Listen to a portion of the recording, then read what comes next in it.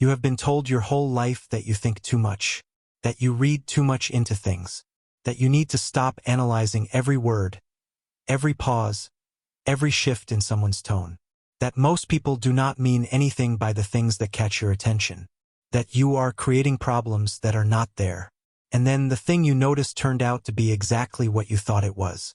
This has happened to you more times than you can count.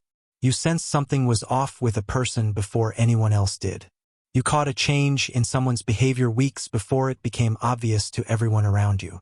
You felt the shift in a friendship, a situation, a dynamic, quietly, early, accurately, and told yourself you were probably wrong. And then you were not wrong. But here is what nobody ever said to you after those moments.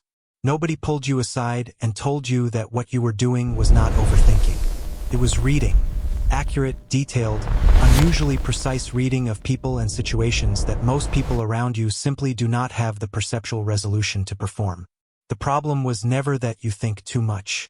The problem is that you were taught to distrust the very process that has been right about people more times than you have been willing to admit.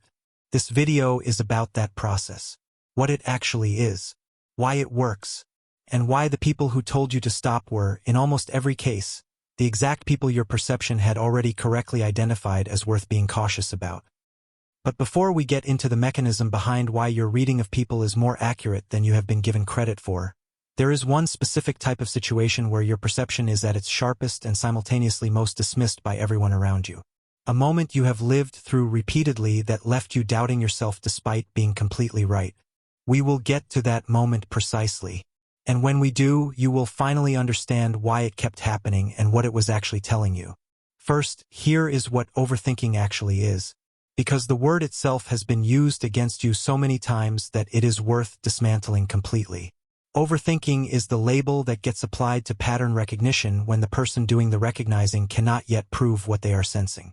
That is the entire definition. It is not excess thought. It is not anxiety creating phantom problems. It is your mind detecting an inconsistency between what someone is saying and how they are behaving, between how a person treats you publicly and privately, between the story someone is telling and the details that do not quite fit, and flagging it before the evidence is visible enough for anyone else to acknowledge. Here is the strange part. The same process that gets called overthinking when it involves people gets called expertise when it involves everything else. A doctor who notices subtle symptoms before they develop is called perceptive. An engineer who identifies structural weakness before failure is called thorough. But when you notice subtle inconsistencies in human behavior before they fully materialize, you are told you are creating problems that do not exist. The process is identical. Only the subject matter changed. And that double standard has cost you something real, because you learned slowly, through years of being dismissed, to override the signal, to talk yourself out of what you were sensing, to give people the benefit of the doubt not because the doubt was genuinely warranted but because trusting your perception had been framed as a character flaw for so long that ignoring it started to feel like emotional maturity. It was not maturity. It was self-abandonment. And the difference matters more than you might realize. Think about the last time you talked yourself out of something you were sensing about a person. You noticed something, a small inconsistency, a shift in their energy, a response that was slightly off from what the situation called for. And instead of trusting it, you ran the override. You told yourself you were being unfair, that you did not have enough evidence, that you were probably projecting, that you should give them the benefit of the doubt because that is what reasonable people do. And somewhere in the process of being reasonable, you handed trust to someone your perception had already quietly flagged. And later, days, weeks, sometimes months later, the thing you sensed revealed itself completely, exactly as you had read it, and you sat with that familiar combination of being right and wishing you had not been. That cycle is not a coincidence, and it is not a personality quirk. It is what happens when a high-resolution perceptual system gets systematically trained to doubt its own output. Here is what is actually happening when you pick up on something others miss. Your mind is running a continuous comparison between two things simultaneously, what a person is presenting and what their behavior across time is actually demonstrating. Most people only process the first layer. They take the current interaction at face value because that is cognitively efficient and socially comfortable. You process both layers automatically. And when those two layers do not match, your mind flags the inconsistency as something worth attention. That flag is what gets called overthinking. But it is not thought excess. It is data integrity checking. Your mind noticed that the story does not add up and refused to file it away as resolved until it does. Most people completely miss how sophisticated that process actually is, because it requires holding multiple versions of a person in your mind simultaneously: who they say they are, who their actions suggest they are, and who they have demonstrated themselves to be across enough interactions to establish a reliable pattern. That is not simple cognitive work.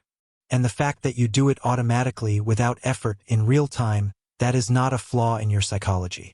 That is one of its most precise capabilities. But here is where it gets really interesting, because the accuracy of your perception is not evenly distributed. There are specific situations where your reading of people is almost always correct. And there is one situation in particular, the one I mentioned at the beginning, where you are most accurate and most aggressively dismissed at the same time. It is when the person you are reading is someone other people like. Someone charming, socially fluent, well-regarded in the group. Someone whose public presentation is so polished that your quiet unease about them reads to everyone else as your problem rather than theirs. You have felt this specific experience. You are in a group. Everyone is warm toward this person. The conversation flows easily around them.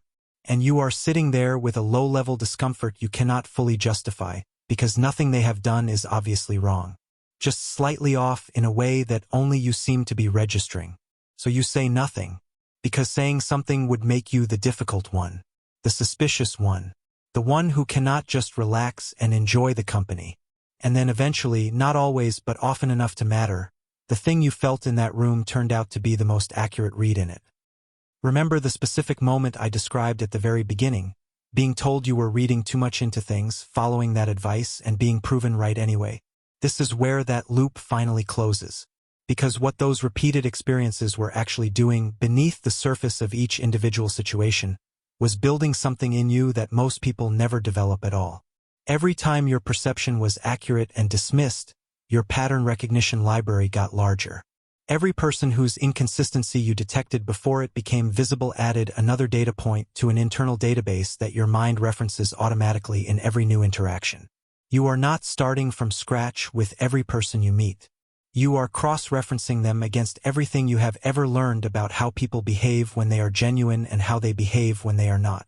That is not overthinking. That is accumulated perceptual intelligence operating below the level of conscious thought. And it is considerably more reliable than most people's first impressions, which are based almost entirely on how likable someone seems in the first few minutes of contact. Here is the honest part that most validation about this topic never reaches. Being right about people is not always a comfortable gift. It means you sometimes know things about a situation before you are emotionally ready to deal with them. It means you carry information in your body, a tension, an unease, a quiet knowing, that you cannot yet justify to anyone around you, including yourself. It means that the period between sensing something and being able to prove it can be genuinely isolating. You are living in a reality that has not become visible to everyone else yet. And in that gap, you are completely alone with what you know. That isolation is real. And it deserves to be acknowledged rather than reframed as a strength before the weight of it has been honestly felt. But here is what changes when you stop treating your perception as a problem to be managed and start treating it as information to be trusted. You stop overriding the signal. Not recklessly, you do not act on every impression without discernment. But you stop dismissing what you sense simply because you cannot yet prove it to someone else's satisfaction. You give your perception the same basic credibility you would give any other form of intelligence that has been consistently accurate over time. And you stop explaining yourself to people who have already demonstrated they are not equipped to receive what you are actually saying. Not every observation requires an audience. Not every accurate read needs to be validated by the room to be real. You felt it. It was right. That is enough. It has always been enough. The people who told you that you were overthinking were not always wrong about everything.